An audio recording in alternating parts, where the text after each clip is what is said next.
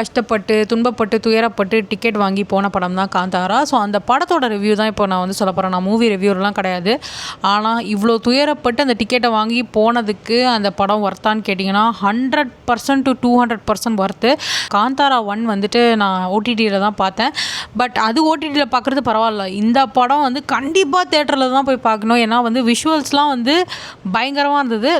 கதை வந்து எப்பயும் போல் நமக்கு தெரிஞ்ச கதை தான். ட்ரெயிலரில் பார்க்கும்போதே இதுதான் கதைன்னு நம்ம எல்லாருக்குமே தெரிஞ்சிருச்சு. பட் அது அடுத்தடுத்து நடக்கிற ஆக்ஷன் சீக்வன்ஸு, அதுக்கப்புறம் காட்டுற விஷுவல்ஸு, ஒரு தெய்வத்தை காட்டும்போது அதை வந்து ஒரு ஒரு ஒரு பாட்டில் வந்து ஒரு சிவனோட ஃப்ரேம் காட்டுறாங்க. ஐயோ அது அவ்வளோ அழகாக இருந்தது. ஆக்சுவலி அந்த பாட்டை பார்த்துட்டு தான் அந்த படத்தை கண்டிப்பாக போயே ஆகணுன்ட்டு நான் கிளம்பி போனேன். ஆக்சுவலி ஃபர்ஸ்ட் வந்து சினிமோட்டோகிராஃபி வந்து வேறு லெவல். ஏன்னா எப்படா அந்த ஒரு ஃப்ரேமும் வச்சாங்க, அந்த மலையில் எந்த இடத்துல கேமரா வச்சு எப்படி அந்த ஷாட் எடுத்தாங்கன்னு எதுவுமே தெரியல. பேசிக்காக வந்து ஒரு இடத்த வந்து கேப்சர் பண்ணுறத விட அந்த ஃப்ரேமை வச்சு கேப்சர் பண்ணும்போது அந்த இடத்தோட அழகே எலிவேட் ஆகும். படம் வந்து கண்டினியூஸாக ஒரு 3 இடத்த சுற்றி தான் போயிட்டுருக்கு. ஆனால் அந்த 3 இடமே ஒரு கிளைமேட்டில் வந்து அவ்வளோ அழகாக காட்டியிருக்காங்க. சினிமோட்டோகிராஃபிக் வந்து ஹேட்ஸ் ஆஃப் ஃபஸ்ட்டு விஷயம். ரெண்டாவது வந்து ரிஷப் ஷெட்டியோட ஆக்டிங்கு, அதாவது அந்த கேரக்டர் வந்து கேரி பண்ணுற ஒரு குட்னஸ். நம்ம எல்லாருமே ஹீரோன்னா இப்படி இருக்கணும்னு நினைப்போம்ல. அந்த கேரக்டர் வந்து கேரி பண்ணுற ஒரு துக்கம். இப்போ ட்ராவல் ஆகிட்டே இருக்கும்போது அந்த மக்களுக்கு வந்து எதுவும் ஆகிடக்கூடாதுன்ற ஒரு இந்த தாட்லேயே கேரி ஆகிட்டு இருக்க ஒரு விதம்.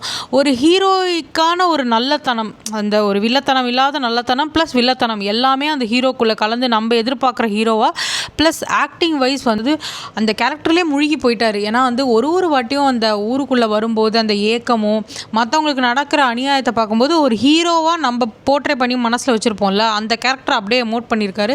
ஏன்னா சில சீக்வனில் வந்து ஒரு ராஜா வர டைமு, அப்போ வந்து அந்த கிராமத்தில் நடக்கிற விஷயம், மக்களுக்கு நிலத்து மேலே இருக்க ஒரு பற்று, அந்த மக்களுக்கு ஹீரோ மேலே இருக்க பற்று, இது எல்லாமே சுற்றி கதை ஓடும்போது அந்த ஒரு இன்டென்ஸ் சீன் இருக்கும் ஒரு 10 நிமிஷம். அதில் வந்து அந்த பர்ஃபார்மன்ஸ்லாம் சான்ஸே இல்லை. அதை போய் பார்த்தா தான் புரியும். ஏன்னா அது வாயால் சொல்ல முடியல என்னால்.